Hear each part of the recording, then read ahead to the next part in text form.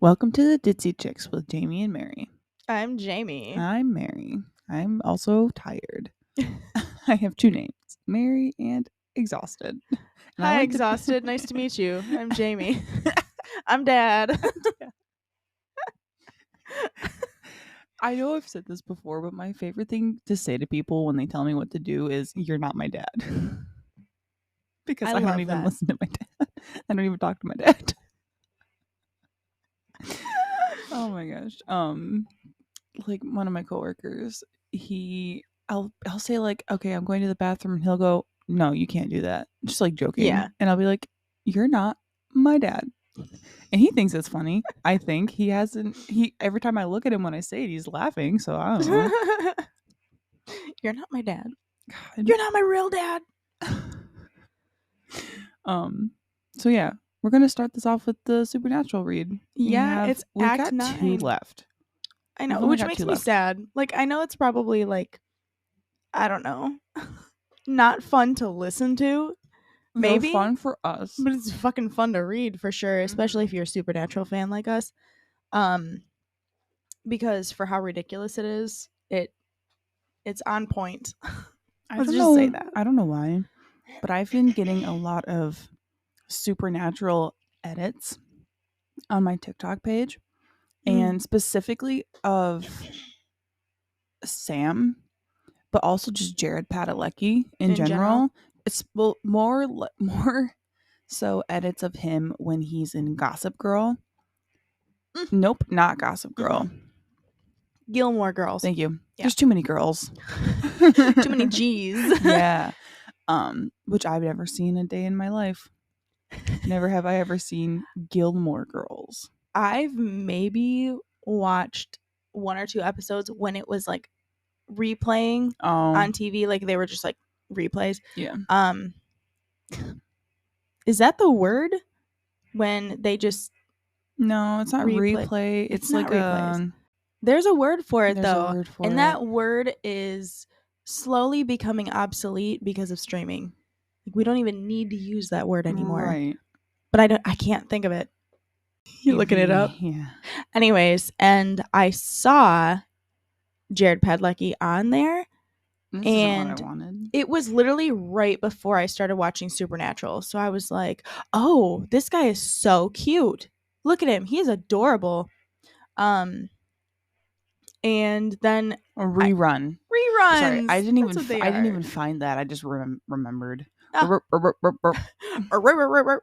Why did we make those noises? Because I said the R like way too many times when I was talking. Oh my gosh. Speaking of R's, I watched a TikTok the other day, and it was an Australian person reading a comment that somebody had left. And they were, did I send it to you? Yeah. Where they said, if you say R and R, like R and R. Yeah. It sounds like oh no in Australian is what the comment said. And so, so then the girl who's Australian is like trying to figure it out, and then she says R and R, but she says it in an Australian accent. Yeah. So then she's like, wait, in an American accent? So then she says R and R. Oh no, is that what we sound like? Oh no. Yeah. I really love funny. Australians so much. I love Australians in general. Do you know? That's not a knife. That's a knife. I learned about Australians through Crocodile Dundee. That's it. Oh, I don't know much about Australians. I just like the accent. They're also Your so band abrasive is and Australian. Funny. Yeah, you're right. My favorite band is Australian. I recently learned that Luke Hemmings is engaged. And the inside of me is like, but also like good for him. And also you're happily married too. Yeah. I think it's just that teenage me is dying. You know what? That is actually such a sad feeling. Only a few years older than me. I've gone through a lot of life growth, and it's amazing the kind of growth you go through in your 20s. Yeah. And then when you're like close to your 30s to even look back and think, wow, there's a lot of versions of me that have passed away.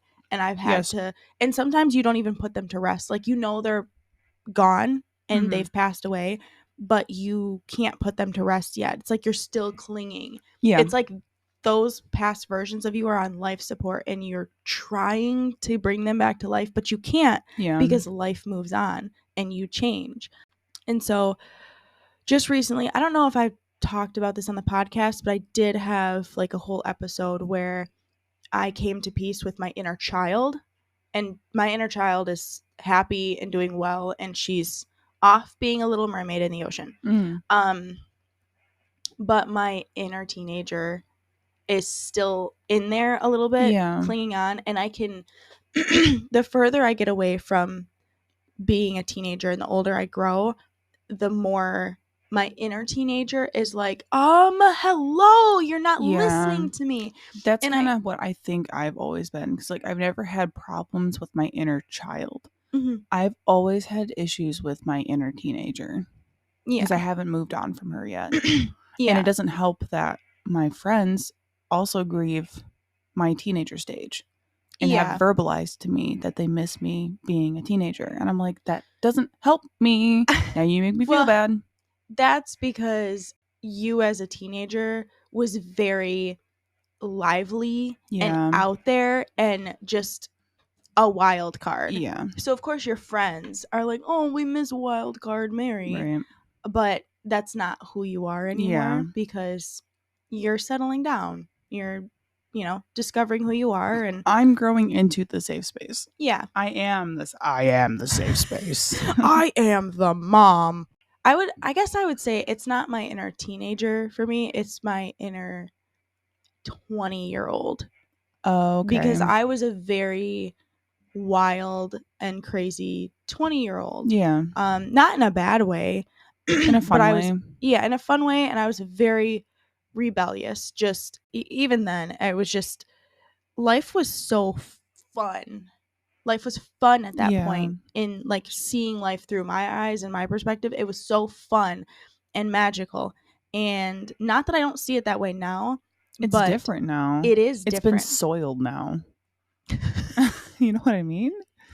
Life has been soiled with responsibility. No, but literally. Not even just responsibility, but like all the shit that's happened in the world, even in the last 3 years. Oh my God. Has been absolutely not traumatizing for some people, I'd imagine. I'm a millennial. I can't be traumatized. I know. Doesn't exist. It's just been so overwhelming. The amount of shit we've been put through in the last 3 or 4 years. Ridiculous and insane. And then tack on the last 25 years onto that. And it's not even like, give or take. We say this as like US of A Americans. Yeah. But this is also shit that's been happening around the world. Like, in the few things that I'm able to pick up of what's happening around the world, aside from the different wars that are happening, and then honestly, France. Remember when France was shut down? Like the trash. They were protesting wages or something. America will never do that. The USA people will never do that shit. Nope. And that like boggles, like that blows my mind. Also, I'm like, oh my God, why can't we do that here? But also you have to remember that they are a significantly smaller area. For sure. So it's easier for them to come together as a one, whereas we are literally larger than the whole of Europe. So it is harder for us to come together. I mean, I'd imagine now it'd be a little easier with social media, but it's still like, it's because America's a giant melting pot. Everybody has different ideas. So like where some people are like, this is bullshit. Some other people are like, this is fine. What are you talking about? You know, it's just, it's so confusing. Mm-hmm. Honestly, too many ideas. I would like to say, drop them down. Sorry, I didn't say that. I didn't say that. I'm gonna cut that out. If you cut that out, Mary, I quit. It makes me sound like, never appoint me in the government. Nope, I can't say that either. I'm gonna sound like an incredibly terrible person when I'm just a little stupid. The George W. Bush effect. She sounds like a terrible person. He's literally just a little bit stupid. We should probably do this read. Yes, and I'm excited. I'm on a time crunch. Okay, so Act 9. Can I be Castiel this time? You do a better Castiel. Act 9, there's no, it doesn't say where we're at all. So I'm assuming we're just in the same place that we were from Act 8. Yeah. So there's no context here. Castiel, Dean, I like you. Dean looks away and then looks back. Castiel, like I've ever loved you. You want me to be Dean? Sure. Yeah, me too. Castiel, you see, ever since we met, ever since you warded my little window, whoa, I've wanted to touch you, to feel what it's like to be loved, to know that you're not alone. To know that we're not alone either. Castiel touches Sam's forehead. Castiel. You're reacting to the way I'm feeling, yes. Cass, what do you mean? Castiel. Sam's scared. You're reacting to something much simpler, Sam. You're reacting to love. What are you talking about? Understanding. You mean like identifying with someone? Loving them? The ability to feel, to know that they're not alone. Doesn't just apply to us, it's universal. To all of us. Interior Men of Letters bunker, kitchen. Dean is sitting at the table, about to take a bite from a pie. Castiel walks over to him.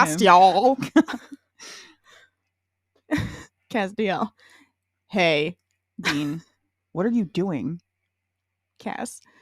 I'm just trying to get a sense of what it's like to be with someone.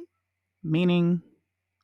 It's just trying to make sense of it all. How do we make sense of what it is to be human? It's fascinating. What? He's a human. Yes, it is. Yes, it's fascinating. It's fascinating because it's so completely divorced from our lives. Now, Interior Men of Letters bunker, barn. Sam is asleep over an open book as Ruby leaves. Jesus Christ. Oh my God. I'll be Ruby. So, Dean, what do you think? Oh, Dean, Ruby, you're actually gonna volunteer? Ruby, I'm just thinking out loud.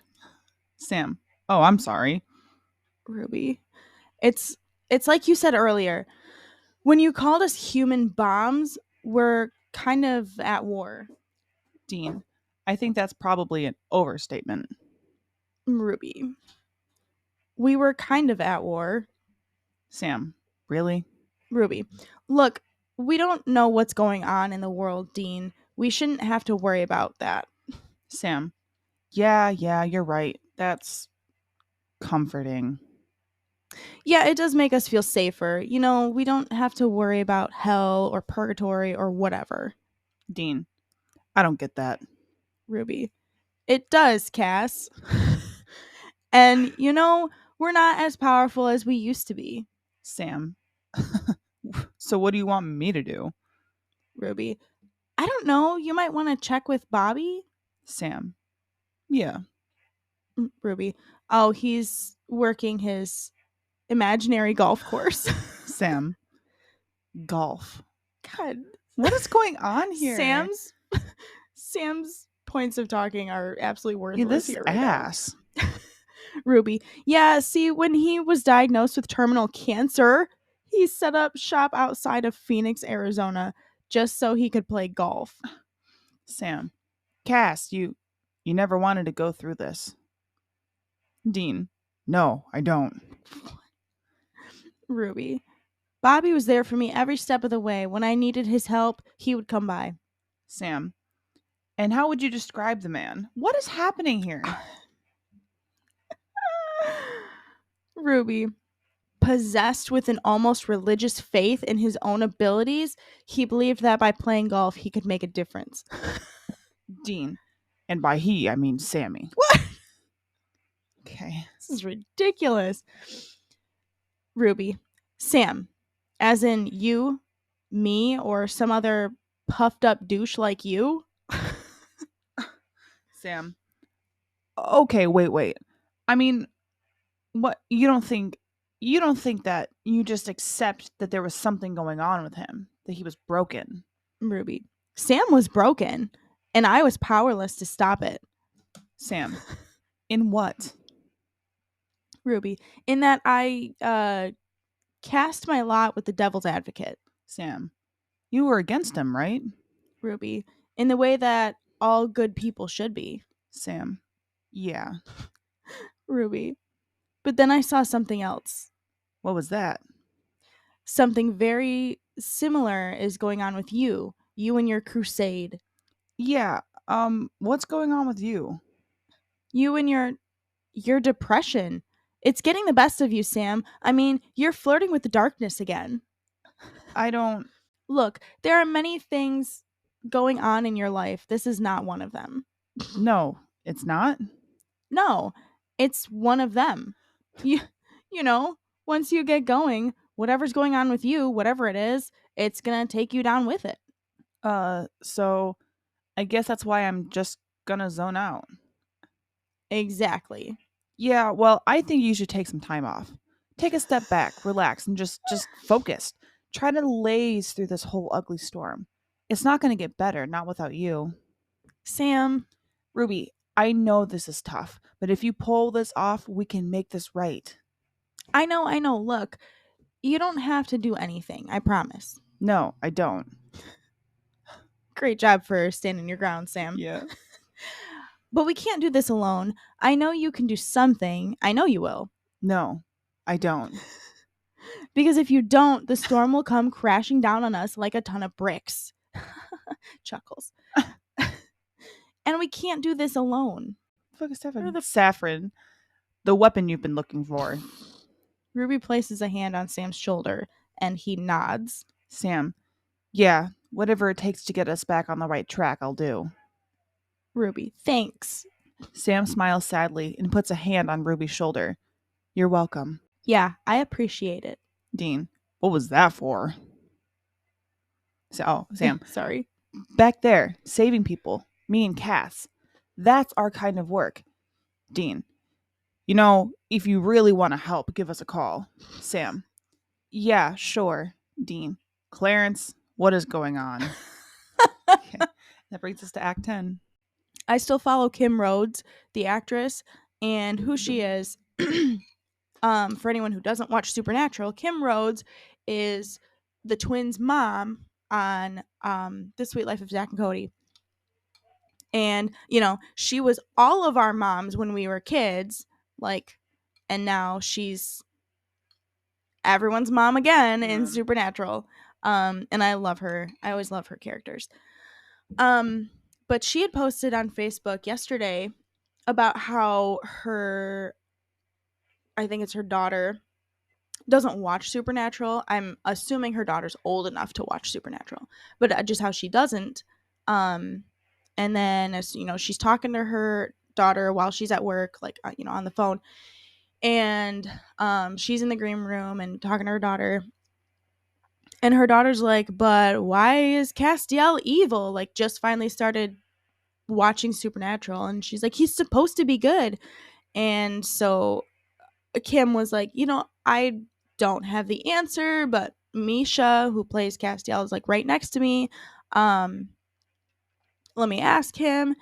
And Misha just takes the phone and is like, let me handle this. And it walks away and is, talking to her daughter to explain the cast character, and comes back and just hangs up the phone, gives it back to Kim. It's like, okay, well, I guess that's figured out. And then she gets a text from her daughter for a Christmas present request, and it's a Supernatural t-shirt with the cast on it. Yeah. And that's one of the reasons why I love Misha Collins, because he just does shit like that. He doesn't care. Yeah. And he's so funny. Anyways, it's Thanksgiving. I'm so excited. I got beans, greens, potatoes, tomatoes, lamb, ham, hogs, dogs, greens, beans, potatoes, tomatoes, chicken, turkey. You name it. You name it. I love the background of like the guy, like while she's listing the stuff off, he's like beans, potatoes, corn. Yeah. Whatever he says in the background. I live for that. Oh my gosh. My favorite Thanksgiving song has to be Linda's song from Bob's Burgers. Have you heard that? I've never heard it. I just shared it on Facebook too. But it is so funny. Thank you for loving me. Thank you for being there. Everyone's thinking. The whole world's saying, oh, here it is. Oh,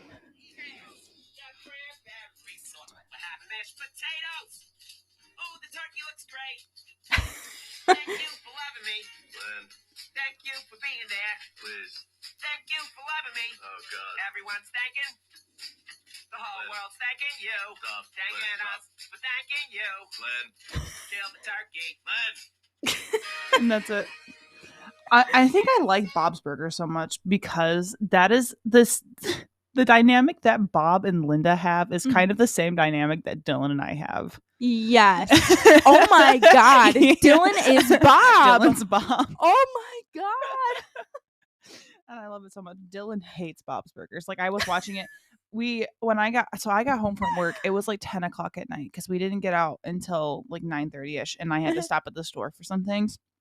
So I got home. It's like 10 o'clock, and it was so quiet up here. I thought he had her asleep, and I like slowly opened the door, and she's still awake.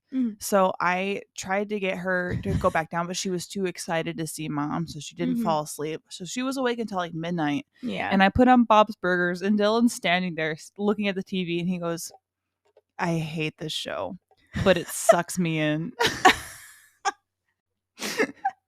He's like, I don't understand. He just doesn't like the art style, I think. Because he thinks some of the things they say are funny. He just hates the art. That is 100% a reason why there's some things that I don't watch if it's animated. Because I 100% hate the style of the animation. Yeah. There's something my brother watches, and it's this weird combination of 2D and 3D animation where they look 2D, but they move like they're 3D.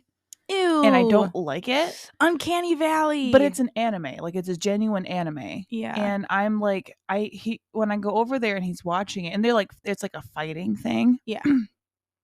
And I go over there and he's watching it, and I'm like, the fuck is this? Is this a video game? How? Yeah, it's confusing. So I've learned that when I go over to my mom's, if it's on the TV, I have to ignore it. Yeah, because of how judgmental of a person I am. Yeah, I think that's a common thing. Like also with like the Uncanny Valley stuff and just that's been going around a lot recently. Yeah, it has. It's really weird how it's like coming back up. And they reference it a lot in, I don't know if you've watched, but that new like live action Chip and Dale Rescue Rangers movie. Nope. Honestly, I thought that movie was going to be the stupidest piece of shit I've ever seen in my life. It was one of the funniest movies I've ever seen. Is that the one where John Mulaney voices one of them? Yes. Oh. And it's like, it's literally all about how the cartoons do live in the real world. And the real world just has cartoon beings in it. And that's just like how they're created. And they're supposed to be like a machine that if they wanted to become 3D, they can. So then they go through the change to be 3D and everything. And when they go, it's like it's supposed to be their life after the Rescue Rangers television show. Okay. So, you know, like that was their show and now they're just kind of washed up actors doing whatever. Oh. And they go to the actual place of Uncanny Valley, and it's so gross and weird because like you just kind of see a glimpse of the weird ass animation that's there that looks kind of real but not. So like there's like a person like running into a garbage can the whole time, and it's like they look like sim characters almost. It's so ridiculous and stupid. And then they reference like the ugly Sonic. Do you remember when they were creating Sonic? Like Ugly Sonic is an actual person there, and he has his own booth, and he's trying to like sell stuff, and like people talk to him and they can't stop showing his fucking real ass mouth. Like Ugly Sonic has like a real human mouth with like teeth and stuff. Yeah. And it just keeps showing it. Oh my god. I don't understand. Ridiculous. A lot of people think that they did that with the Sonic as like a PR stunt to like boost people's want to go see it. Maybe. To be like, I don't know. Look at this ugly thing. Oh, you don't like it? Okay, well, we'll fix it. Look, it's better now. Come watch the movie. I really don't think that's what, and that's just my opinion. I honestly would rather well could be. I would rather think that than think they actually genuinely made a character and thought it was good and it was an ugly piece of shit. See, I think I have no faith in the world. So, like, I 100% assume that people are just like, oh, here's my polished turd. Watch it in the movie. And, you know, because I have no faith that people actually make quality stuff anymore. Right. So then when something's quality, I actually get really surprised, genuinely. Anyways, it's Thanksgiving. Back to Thanksgiving food. What is your favorite Thanksgiving dish? Probably green bean casserole. Really? Or stuffing. I'm not one for green bean casserole. I fucking love green beans. We had a friend's Thanksgiving a few weekends ago. Yeah. And I was in charge of the turkey, the stuffing, and the green bean casserole. And I made that green bean casserole, and Dylan goes, oh, I'm so excited for this. He's like, I've been waiting for this. And so whenever we go to a Thanksgiving and we like bring something, we always bring the green bean casserole. Nice. Yeah. For me, I'm a potato freak. It's mashed potatoes. Yeah. Like, it's always mashed potatoes. And then it's the stuffing, though. Like, if the stuffing is like the genuine stuffing that was made inside the turkey, I'm fucking all for that shit. Yeah. And it's like, because I have that weird thing where I have to have crunch too when I'm eating, because like of the textures, it makes me want to throw up. That's like one of the only things that doesn't do that. Like, if I don't have the crunch, I'm okay. Yeah. But then also the rest of the stuffing that like, you know, gets made in a dish, I'll eat that too. Yeah. And to be honest, I like box stuffing. That's usually what I make. I usually just make box stuffing because it's easier and cheaper. Yeah. And like, I'll eat that, but like on Thanksgiving, I'm like, I want the fucking shit that was right up the bird's ass. Like, I want that stuffing. Yeah. I want that stuffing in my mouth with all the juice and herbs from the turkey itself. Like, oh, I want all that shit.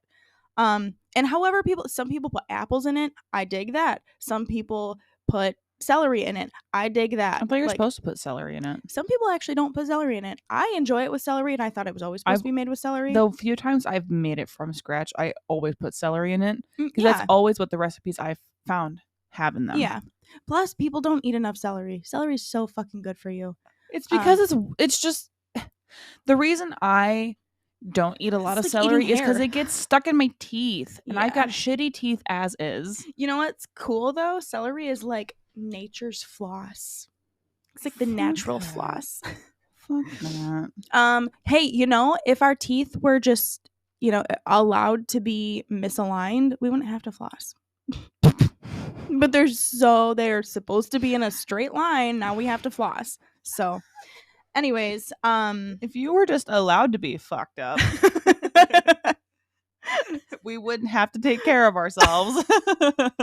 We wouldn't need those extra steps. Yeah. No, for real though. Anyways, yeah, the mashed potatoes, I'm still traumatized from that year a few years ago, that I made that huge pot of mashed potatoes. Do you remember it? And they were fucking sour. Oh, I do remember that because I was so disappointed. I was so sad for you. I know. I don't think you guys understand how much I was trying to not cry when that happened. Yeah. I think I did a really good job. You did. But because I made them like thinking that they needed to be like super ready by the time we got here, and they were so good. I put sour cream in them, a little bit of milk, a bunch of butter, and when I ate them after I made them, they were so good. They were like the best mashed potatoes I ever made, and I made so much. It was like this huge pot. It was a giant pot. And then when I get here, Thanksgiving dinner is not ready yet, so we just kind of stick it on a little warmer and everything to keep it warm. And then what happens when you keep dairy on a warmer? It fucking spoils. Yeah, it wasn't your fault. It really wasn't nobody's fault. It was just like the unfortunateness of that happening. After of course, I learned my lesson. Now we're never gonna keep mashed potatoes warm. We're just gonna reheat them later after they get cold. But yeah, that was probably one of the worst things to happen on Thanksgiving ever for me, anyways. My gosh. Our friends' Thanksgiving went really well, I'd say. And it's nice because my 2 girlfriends have introduced their boyfriends to the friend group. Mm-hmm. And everybody loves them, and they love everybody, and everybody's getting along. And that's a huge weight off people. It's so comforting and reassuring. But we had, so like I was in charge of like the turkey and the stuffing, the green bean casserole, and then somebody brought rolls, somebody brought mashed potatoes, somebody was in charge of the soda. Like I gave everybody a job. Not I gave them, but like I was like, this is what we're having. Somebody bring one thing. Like each person sign up for one thing, and we'll fill in the gaps as we need to. And it was a nice dinner. And then we just kind of hung out. I had my playlist going while I was like getting everything ready beforehand. Just forgot to turn it off. But everybody was like jamming out to it, and that was so reassuring. Everybody loved my music, and it was like an ego boost, and I was like, I'm the best. My music is superior. Yeah. I love that shit. Because I think it was one of Dylan's friends. He was like, yo, who's playing Sleeping with Sirens right now? And I'm like, that's me. It's me. Because Sleeping with Sirens is such a Thanksgiving vibe. It was literally like, it was my mom music playlist. So it was all of like my punk and hard rock and stuff like that. So it was like the heavier side of things. And like I said, I just had it going while I finished decorating the tree, while I was cooking, getting ready and stuff like that. Just never turned it off. Yeah. Everybody liked it though, so I'll take it. That's fun. I like that. It was nice. It keeps everyone like in the same vibe range when you have that music playing. I realize how important it is to have music playing in the background most of the time. As long as it's what everyone can stand to listen to, it actually keeps everyone's vibes around the same level. Whereas like you can have a room and no music and everyone's got different vibes all over the place. It's actually really chaotic and exhausting. Yeah. But you have like a certain music in the background, and if it's mellow music, it mellows everyone out. If it's fast paced, everyone gets super energetic. So then everyone's on the same level. So music is important. I think we should have like Survivor, like Rocky soundtrack while we're eating Thanksgiving food. Survivor? Yeah. Like the show? Band? No, the band. Oh. The band. Read the room, Mary. I don't watch that shit. You know I'm really bad at reading rooms.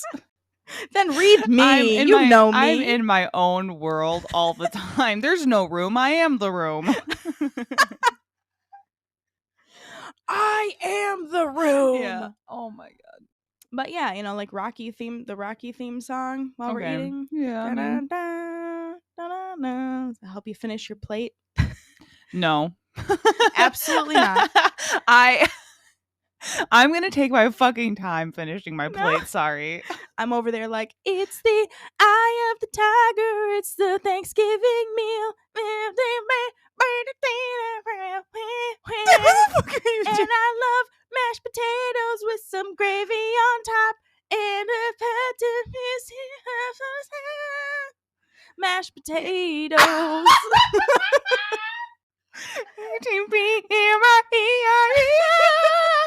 Mashed potatoes. You know how you do when you can't think of the words.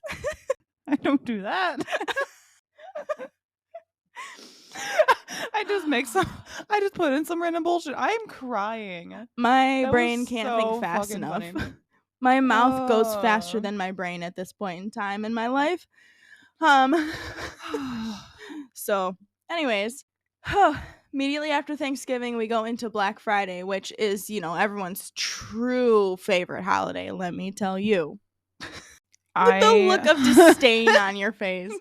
Absolute just distaste for that day entirely. It's not even like a distaste. It's just more so that like, I mean, Black Friday isn't bad for my store specifically. It's actually pretty good.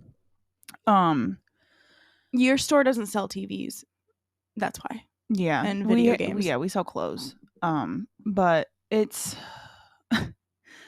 a few of our employees have been complaining about how many units we're anticipating to have to pull for our ship from stores. Mm-hmm.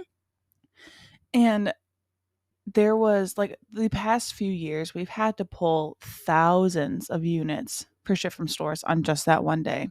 Wow. And I think this year we're only anticipating like 1,000, like not very many, like less than before, but they're complaining like it's this big problem because we at the moment are only getting like 20 some odd units in one day, which is not a lot compared to what we've had in the past. We used to pull hundreds of units in one day.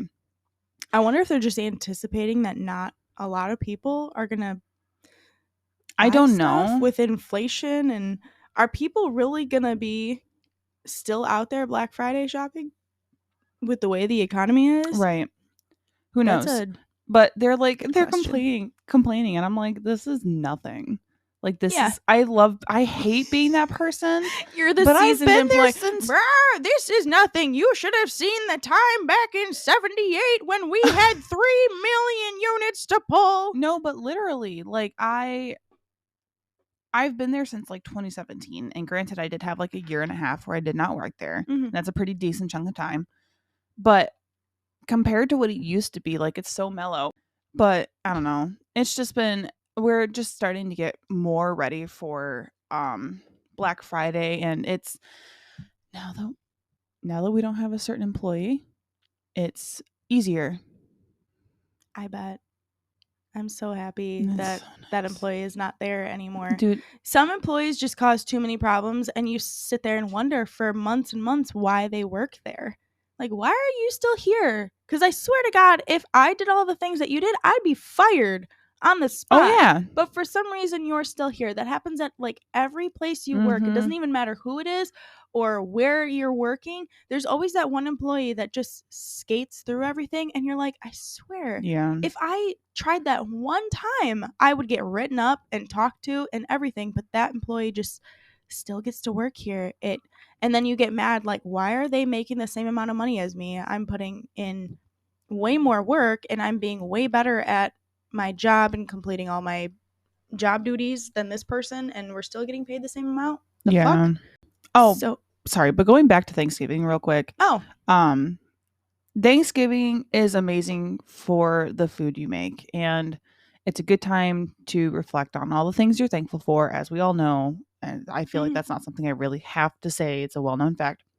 But also, just with the holidays in general, I think it is an incredibly hard time if you have a strained relationship with your family. Oh, yeah. And that is okay. Like, not the strained relationship necessarily, because it's hard to go through. And speaking as somebody that has a strained relationship with one side of their family, or like a third of their side of the family. Yeah. Because, like, as everybody knows, I don't talk to my father.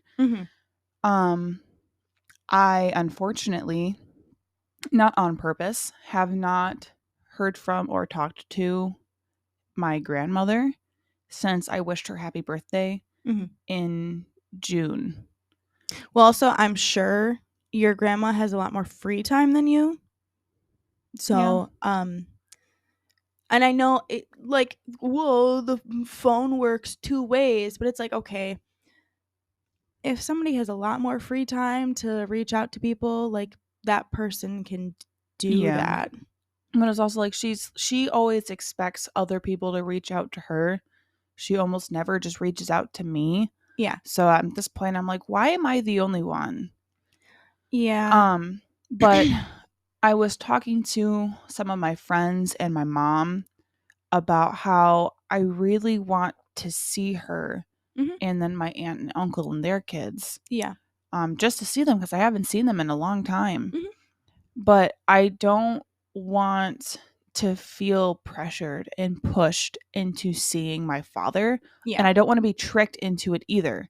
Yeah. Because I have I always have a sneaky suspicion that I will be tricked into seeing my father by that side of the family, which is obviously not something I want. Yeah. Also, the other day, I was going to the store and randomly remembered that my dad no longer lives across the United States and actually lives like down the road. Yeah. And as I'm heading to the store, like I had like a little bit of a panic attack. Yeah. Because I'm like, I realistically can run into him at any moment, and I don't want to do that. Yeah.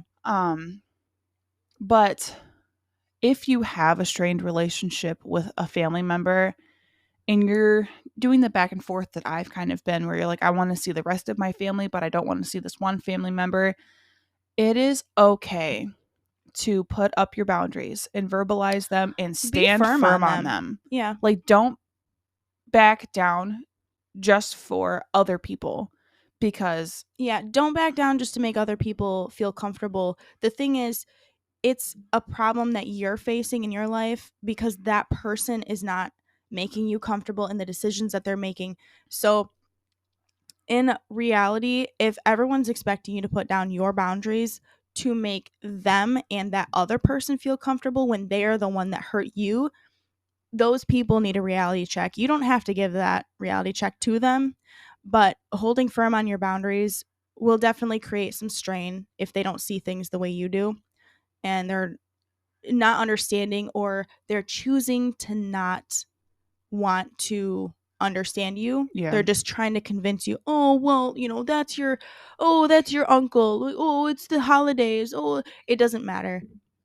Hold firm on your boundaries. We're here with you. Here's your pep talk. You can do this. Yep. It is going to be hard, but you absolutely can do this, and you will feel so much better having not let yourself get pushed into that situation. You have to protect yourself. And even if you do get tricked, and like you, Mary, and also anybody listening, if you do get tricked and you show up and they're there, just leave. It's okay to leave. It's okay to leave. And that's something that we're never really taught as kids, just in general. We're always taught like, oh, well, just suck it up and get through the situation. No, everyone's perfectly allowed to leave if they feel like it. My husband has a big thing with that. He's like, I will never ride with anybody because if I get in a situation and I want to leave, I want to be able to leave. Yeah. I'm driving myself every single time. And I totally get that because I've kind of felt that way too. Like I've had to bum rides off of people for different things and have felt that like, man, I wish I could fucking leave right now because I don't like being here. Yeah. This is a weird situation or bad situation or like scary. You have a timetable that you're on and you verbalized it to them and they've acknowledged that and they don't care. They end up staying longer than you really should be. Anyways, so I just wanted to say that before I forgot, because I feel like that's an important thing to say for Thanksgiving and Christmas or whatever other holidays you might be celebrating with your family. It's supposed to be a fun time with family, and it isn't always that way, which is just unfortunate. But that's why we're all here paving new roads and stopping generational trauma and things like that. We also recognize that the holidays can be a very sad time if you've lost prominent family members to you. Sometimes it's helpful, I've found, to try your best to continue the traditions that they taught you. And a lot of times, if that is just too painful to do, change your traditions. And start your sometimes that's also painful to have to let go of even those traditions, but sometimes that's when it's easier for you to just kind of let go of those old ways and create new ways. I've also found either way it's difficult when you lose family members and have to go through the holidays. The holidays are never fully happy anymore. There's always like a tiny bit of sadness in the corner of your mind because that person is missing. It'll always be that way. And you'll always feel that. I know that sounds like depressing, but it's true. It's true, and it's not as depressing as it sounds. Because you can still laugh and be happy. Yeah. And that's what the person who is no longer with us would want you to do. They don't want you to stop throwing family get-togethers. And I've seen a lot of things like that happen where that person passed away and they were normally the person that brought everyone together. Yeah. That's what happened when my grandpa passed. Yeah, it's hard. I've known a lot of people that quit having family Christmases because, their aunt or grandpa or whoever passed away. And that's so sad to me because that seems like that person, that was their joy in life, was to bring the family together. Yeah. And now that they're not there, the family kind of falls apart. So keep stuff like that in mind. Like, still get together, still try, still put in an effort. It can be so hard, but a lot of times getting the family together is so therapeutic for going through that kind of grief. And you won't get together and just sit there and be sad because that person's not there. You'll still be happy. You'll get together, you'll catch up, and you'll find that that person lives on in all of you, in the times that you share with that person. And it can be very healing. Like, nobody heals from grief permanently ever, but it is very healing. And it can bring you happiness again and make it easier to get through the holidays. So going into thankful things, the economy is pretty difficult right now. Yeah. It can be so hard to be thankful for anything. So of course, being thankful for the usual things like, oh, I'm thankful for, a warm bed to sleep in, and I'm thankful food in my belly. Yeah, which is definitely what Thanksgiving's all about. But there are a lot of things too that you can be thankful for that are just off the radar most of the time. Yeah. I, in particular, for whatever, and I'm pretty sure I'm chalking this up to my great grandma, who always told me how important it is to take care of your eyes. Like, I literally, at the very least once a week, am like, man, I'm so grateful that I have eyes that work. Yeah. And not that I'm like, oh my God, I would hate to be a blind person, but like, it's a gift that I was given because it's so easy to lose your sight. It is. Your eyes are it's so easy to damage or lose your eyes. Yeah. And even like people will just go through trauma and all of a sudden become blind. Yeah. Like, not even physical trauma, like emotional and mental trauma. Sometimes they're just, all of a sudden they go blind. Like, so I look around at all like the beautiful scenery. It's like, oh my gosh, I'm so glad I get to see this beautiful scenery. Like, maybe one day I do go blind, as I age or something, and I can't see that anymore. So that's one of those things that I make it a point to be grateful for every day. Yeah. My limbs, oh my God. Like, I'm thankful that I have my limbs. Yeah. And that I have the ability to go through life having 2 hands and 2 arms and 2 legs. Like, that's so incredibly difficult to live without one of those things. And the people that do it, like, fucking, you guys are amazing for being able to go through life without one or a couple of those and still make it through. And I commend the people that even like find fun and humor in doing that. Like, I saw a picture, and this is forever ago, but I saw a picture on the internet of a guy with one leg, and he dressed up as the leg lamp for Halloween and Christmas, like the leg lamp from A Christmas Story. And I'm like, see, that is how you do it. That's how you do having one leg. And it was like the best costume ever. Like, he had a black dress on with the tassels and then just had the fishnets and a high heel on. That's so funny. It was awesome. And then speaking of gratitude, I have been working not at all diligently because, here and there, but I've been working on it for a few months. I have a gratitude journal that I'm working on. It'll be releasing on Amazon. And it's a 4-year, 365-day journal. So it's not like, it doesn't give you prompts. It's just your journal to put in your 3 things you're grateful for every single day. Oh. And the beauty of this journal is that it has 365 pages, 1 page for every day of the year. Okay. But then you do multiple years on each of those pages. So January 2024, you're grateful for these 3 things. Next year, you're going to go back to that same page and see what you were grateful for on that day last year. That's nice. And you can add new things that you're grateful for, or even just be reminded of, wow, I was grateful for those things. And I have so much more now to be grateful for because I've, it's been a year's time, or, oh, I've lost those things, or I forgot that I need to be grateful for that. Yeah. And then you have 4 years where you can do that. You go back every single year and write new stuff that you're grateful for.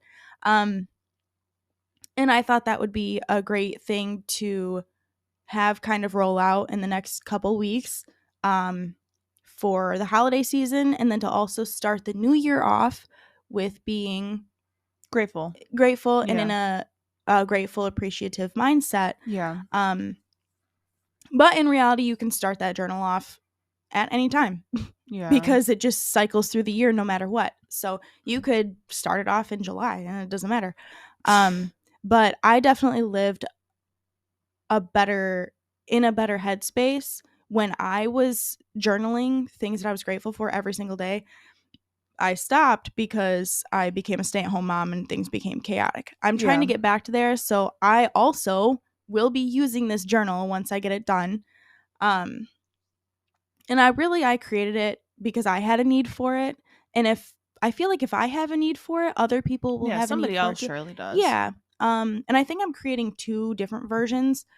I think they'll be like the same on the inside, but their covers will be different. Yeah. So whatever cover you would like, if you choose to buy one,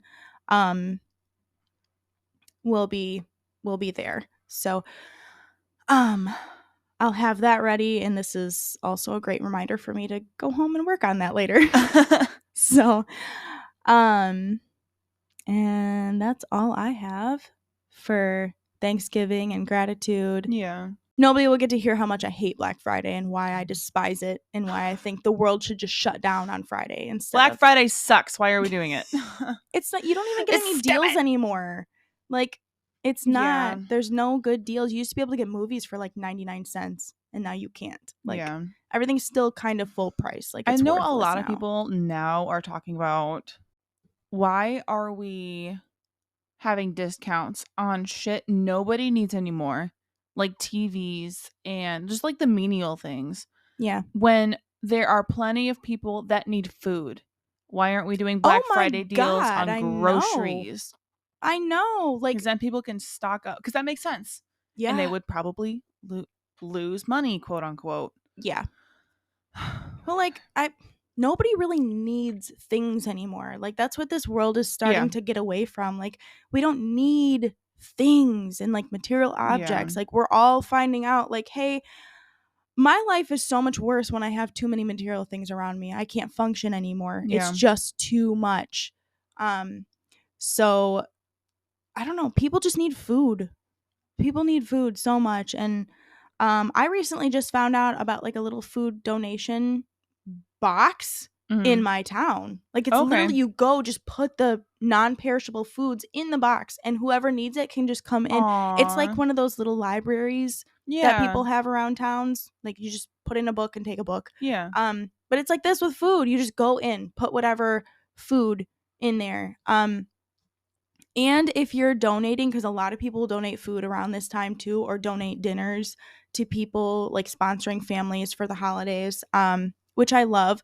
But like, if you're donating food, a lot of people will donate like boxed mac and cheese. Well, what do you need to make boxed mac and cheese? You still need butter. You still need milk. A lot of those things are luxuries for people who can't afford them. Yeah. So the boxed mac and cheese doesn't help anybody. Yeah. So things like that, if they still need other ingredients, try to think of something different to donate. Do like canned soups and stuff. Yes, canned soups. It's a whole meal. You can make by itself. Yep. Eat it, and you are, for the most part, not full, but it's still a meal that can carry people through. So definitely canned soups are a great thing. With the winter season where we are, soup is something that will keep a family warm as well. Yeah. And it has, the healthy stuff in it. You're still getting your root vegetables and whatever else is in there. Chicken soup, still good. Usually if you're on the lower income end, it's easier to get sick, and then it's harder to go to the doctors because you can't, sometimes you only have one vehicle in a family or this or that. There's so many hindrances, and it's just so much easier to be unhealthy when you don't have the money to keep yourself healthy. Yeah. And I know this doesn't carry a whole lot, but rice is another thing that can be a substitute instead of like mac and cheese. Yeah. Because you can eat rice by itself. Well, and rice is easy to make because you just boil water. Yeah, for like instant rice or minute rice. And then, pairing that even with a couple cans of different kinds of beans, there's your protein. Mm-hmm. That'll get you through. So if you're in the donating mindset, those things, I know we've done that several times, is just making a big pot of rice and literally doing like a pantry pot is what I call it. Yeah. And I just start dumping cans of whatever from my pantry. So it'll be rice. We'll do garbanzo beans, kidney beans, black beans. We can even throw in corn, and then we'll take like tortillas and just wrap it all up. And we've done that a few times too. Just because it's easy, it's simple, it's quick, and it's filling. Yeah. Also, don't be afraid to donate a couple spices if you're getting them. Buy one get one. A lot of times when you don't have money, you can't. You just don't buy spices. You don't buy salt or pepper because it's a luxury. Yeah. So, people conquered the world for these spices. I was just gonna say that, like, Britain killed millions of people for this. Yes. It's just like that TikTok of the lady talking about pumpkin spice. She's like, it's not just a basic white bitch thing. Mm. It's literally men sailed across the world for fucking nutmeg and cinnamon and killed people for this shit. For fucking salt. Yeah. For salt. The most common bland spice we have. Oh God, yeah. Was the most sought after spice forever ago. It's not even a spice. It's not a spice. It's just flavor. My salty ass is the most sought after spice. I am a salty bitch. God. Yeah, so donating spices, those are luxury things that people aren't always able to buy, but would definitely make all the difference in somebody's Thanksgiving meal, if you're sponsoring them or donating to them. That is something, once I am able to do so, I want to buy Thanksgiving meals for people, and sponsor families for the holidays. I would absolutely love to do that. So if you're able to, that's definitely something to think about during the holidays, and instead of showering people with material things that they don't need. I know I'm absolutely begging my family members to not buy my kids a bunch of shit that I'm gonna have to get rid of in the yard sale in June, because that always happens. So experiences. Honestly, when I was telling people what we were hoping for Jay for Christmas, I was trying to lean away from toys until I realized that her toys that she has are outdated for her age. So I have to ask for toys. Mm-hmm. That way I can cycle out her old ones and get her new ones that she'll actually play with. Yeah. So it helps too with toy rotation, I've noticed.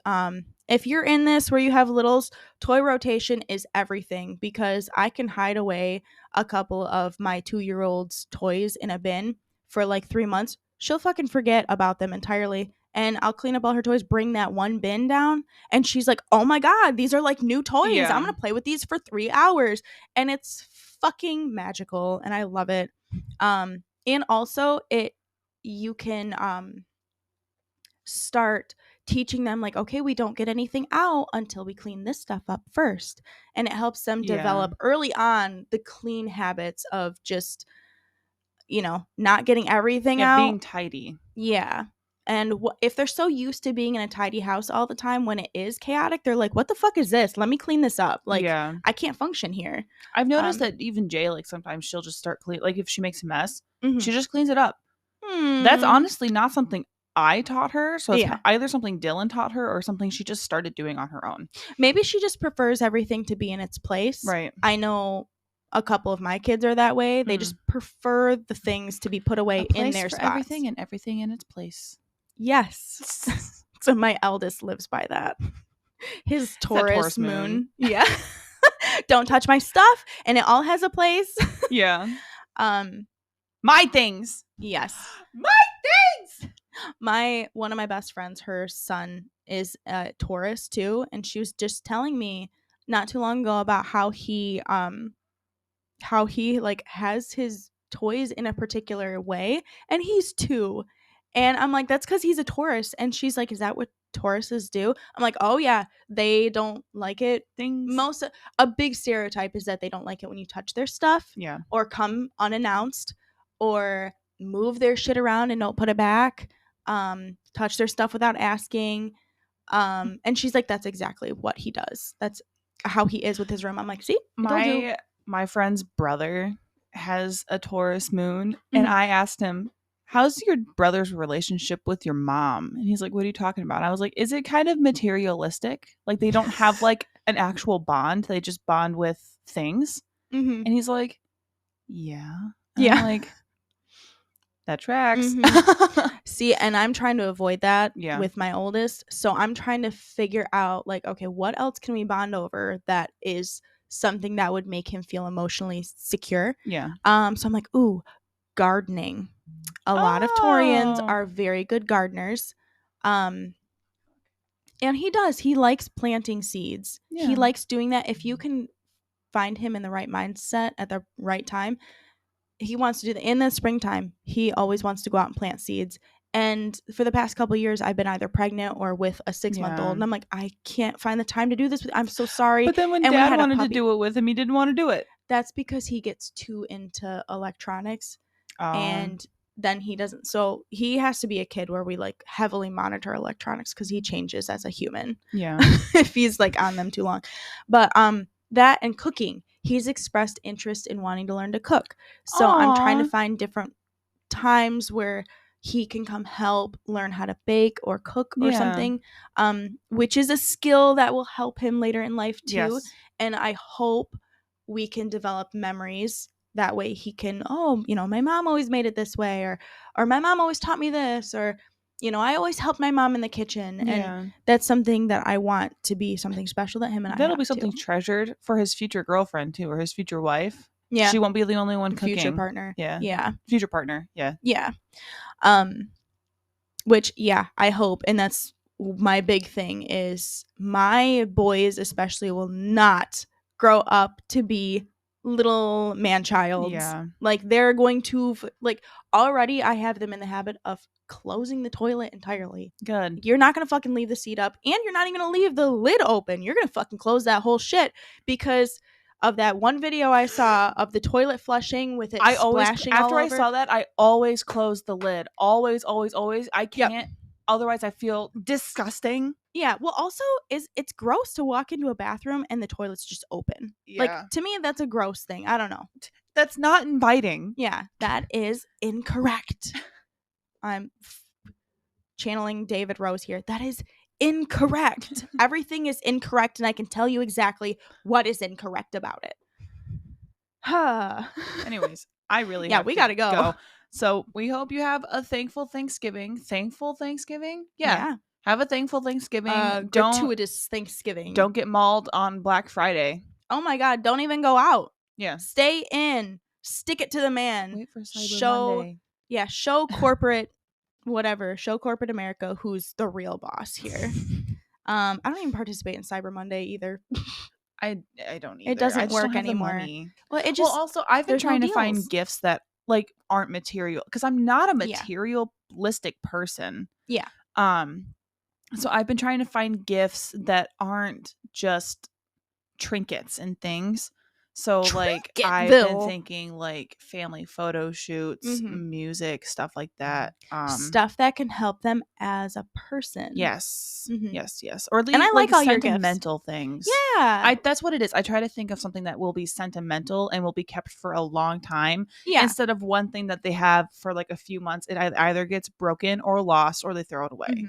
Something that's useful though, like honestly, your CD player idea, I know those are becoming obsolete, but I think it's so cool for kids to have CD players again. Well, it's like the way I almost thought about asking you if you have your record player out, because I thought about getting them all of those on vinyl, but the two I was going to get for the one boy, I don't think are even offered on vinyl because CDs were being introduced when those bands were making music. Well, whereas opposed to the ones that I was going to get for your son, they were 100% on vinyl because both of those bands were 80s, 90s bands. Yeah. I think a lot of bands are kind of at least turning part of their music or part of their albums into vinyl because it was such a thing a few years ago. And I know my boys have expressed interest in the record player. But they're not good about putting shit away. Yeah. When they're done with it. Which was another one of my hesitancies. Yeah. Which would be fine if I didn't have a baby and a toddler at home. But I have a baby and a toddler. So I can't do that. Well, and CDs are easier to replace and less expensive to replace. And they take up less space. Yeah. So they're space effective. That's not the correct term, but anyways, there's a thing to help kids, just kind of explore their own minds and the way they perceive the world is get them a fucking CD player and some goddamn music. That helps. Like they don't need to be going to YouTube all the time like to find their music. Like Spotify is great. I feel like with streaming services for music though, there's a disconnect from the music itself. Yep. Like I don't feel the same way listening to my music on Spotify as I do when I listen to the vinyls I have. Oh yeah. Like we should make a whole episode about this. Like because we both have strong feelings about music and the ways in which you can receive music. So real quick though, I realized the other day as I'm in my car with my music absolutely blasting, like vibrating every single piece of my body, because of the way I grew up experiencing music with my dad in a band and going to his practices. I realized that I don't genuinely enjoy music unless I actually feel it inside my body. Yeah. Like my music has to be so fucking loud that it is vibrating me. Yeah. And I'm sure that that's obnoxious for the rest of the world. But I can't genuinely enjoy it if I can't physically feel it because of how close because when my dad was in a band, they were just practicing in this little tiny cabin. Yeah. So imagine having a bass amp, a guitar amp, and an acoustic drum set all within like 5 feet of each other. And you're in the middle of it. You know what's funny? Is you're a Cancer moon. You're a water moon. So what does sound do with water? Oh, it creates pictures with water. Interesting. And if you see like the way water works when sound hits it and it creates different waves and stuff, that's what it's doing to your body. And you feel emotionally attached to the water in your body. What a connection. Thank you for that, Jamie. That makes so much sense. Yeah. I love that. Anyways, we definitely have to end this, but we'll create some episodes later on about music if you guys want to hear that. So happy Thanksgiving, everybody. And don't let corporate America make you buy shit you don't need. Have a good day.